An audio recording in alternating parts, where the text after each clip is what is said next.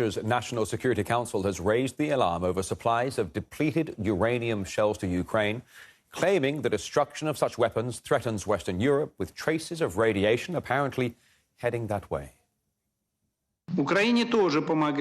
They helped Ukraine, pressured their henchmen and supplied ammunition with depleted uranium. The destruction of this ammunition potentially has led to a radioactive cloud headed towards Western Europe.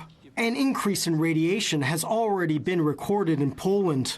In addition, the United States is developing and already using chemical and biological weapons, including on the territory of Ukraine. That's what American aid and democracy look like.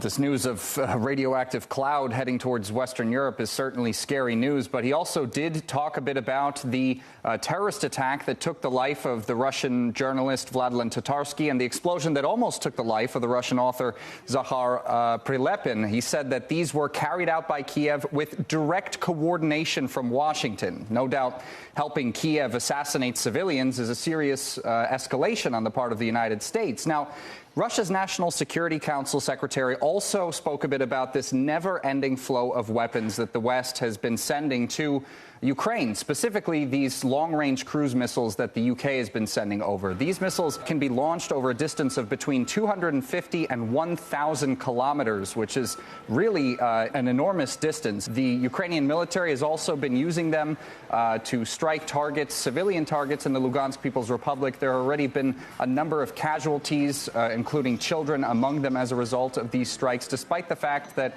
London promised that they would not be used against civilian infrastructure. So it's just one of many weapons that Patrushev has said are violating international norms and prolonging the conflict. In order to prolong the military conflict and create conditions for a Russian defeat, NATO countries continue to supply Ukraine with more than 600 types of weapons and military equipment. Britain has supplied Ukraine with Storm Shadow long-range cruise missiles. Those actions completely contradict international norms on arms exports, which prohibit the provision of weapons when it is known that they might be used to conduct acts of genocide, destroy civilian infrastructure, and commit crimes against humanity. What's the position on the UK? Has it changed its position? Why are they sending these missiles? Well, it seems now that the UK couldn't care less about Moscow's red lines or, as a consequence, escalating this conflict. Because, for example, Kiev's claim to Crimea is something that seemed absurd and dangerous to most people in the West not too long ago. Now we've got the UK Defense Secretary basically saying he's ready to take these hostilities to the next level. Let's take a listen. They've lost thousands of lives as a result of that invasion, and I think ultimately it'll be Ukraine's decision. Under international law, they have every right to do that in accordance of self-defense.